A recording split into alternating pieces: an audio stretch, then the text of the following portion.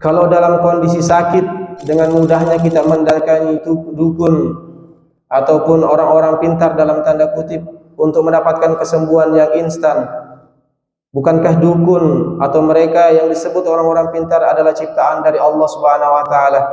Dan mereka juga tidak memiliki daya dan upaya kecuali dengan izin Allah Subhanahu wa taala.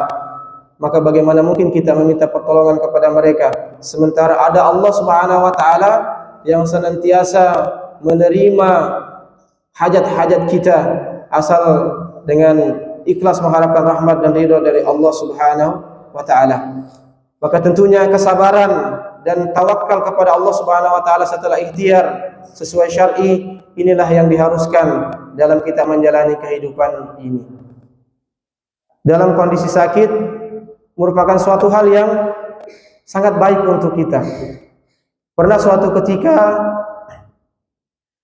baginda Rasul sallallahu alaihi wasallam didatangi oleh seseorang yang dimana orang ini sedang dalam kondisi demam, dalam kondisi sakit. Kemudian bertanya kepada baginda Rasul sallallahu alaihi wasallam, "Wahai Rasulullah, sesungguhnya saya sedang sakit, demam. Maka apa kira-kira yang saya dapatkan dari penyakit yang saya derita saat ini?" Maka kata Rasul sallallahu alaihi wasallam, "Engkau akan mendapatkan kafarah atau pengampunan dari Allah Subhanahu wa taala atas dosa-dosa yang engkau lakukan dengan sakit yang engkau alami asal engkau sabar menerima ketetapan dari Allah Subhanahu wa taala."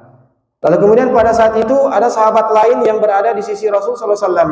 Mendengar perkataan itu, beliau bertanya kepada Rasulullah, "Walaupun sakitnya sangat ringan wahai Rasulullah?" "Iya, walaupun sakitnya hanya tertusuk duri ataupun yang lebih ringan daripada itu."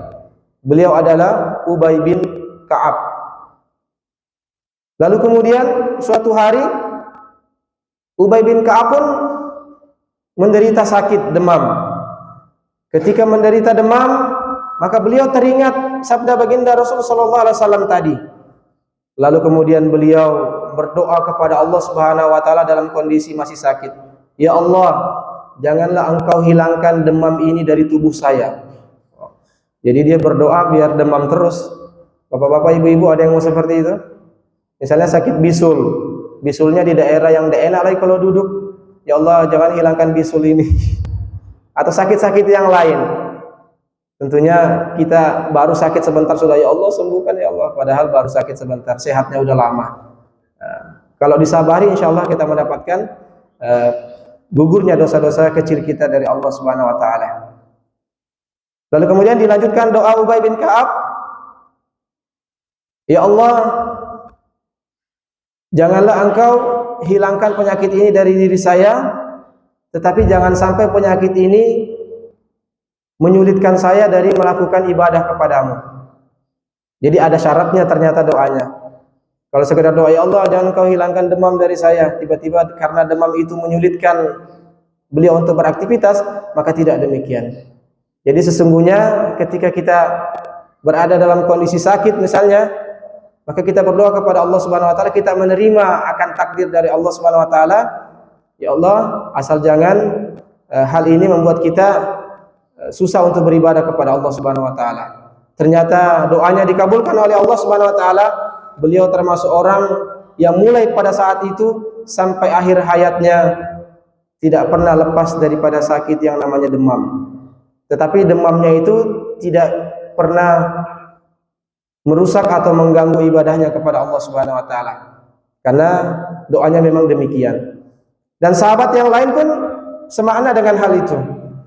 Zaid bin Sabit juga sahabat yang berdoa kepada Allah Subhanahu wa taala agar senantiasa diberikan sakit oleh Allah Subhanahu wa taala dan kembali tidak mengganggu ibadahnya. Akhirnya beliau pun sakit yang sama, demam juga sampai akhir hayatnya. Karena beliau tahu dengan sakit ini adalah penggugur dosa-dosa yang telah kita lakukan kepada Allah Subhanahu wa taala. Tapi yang perlu dicatat, dosa yang digugurkan dengan instan pada saat kita sakit, dengan kita telah berikhtiar maksimal sesuai syariat, kemudian bersabar dan bertawakal kepada Allah Subhanahu wa taala adalah dosa-dosa kecil kita. Tetapi dosa-dosa besar kita akan dihapuskan oleh Allah Subhanahu wa taala dengan taubatan nasuha. Taubat dengan sebenar-benarnya, tidak lagi mengulangi kesalahan yang sama, tidak lagi membicarakan, menceritakan dosa-dosa yang pernah kita lakukan seolah-olah menjadi bentuk kebanggaan bagi diri kita bahwa kita pernah menjadi ahli maksiat. Tidak demikian. Cukup kita dan Allah yang tahu atas maksiat yang pernah kita lakukan. Karena Allah Subhanahu wa taala telah menutup rapat aib kita, bagaimana mungkin kita yang membuka lagi aib-aib yang begitu banyak yang pernah kita lakukan. Lalu kemudian kita tidak melakukan kesalahan-kesalahan yang baru lagi, sehingga kita termasuk orang-orang yang mendapatkan taubat nasuha, taubat yang sebenar-benarnya, dan mendapatkan kebaikan dari Allah Subhanahu wa taala.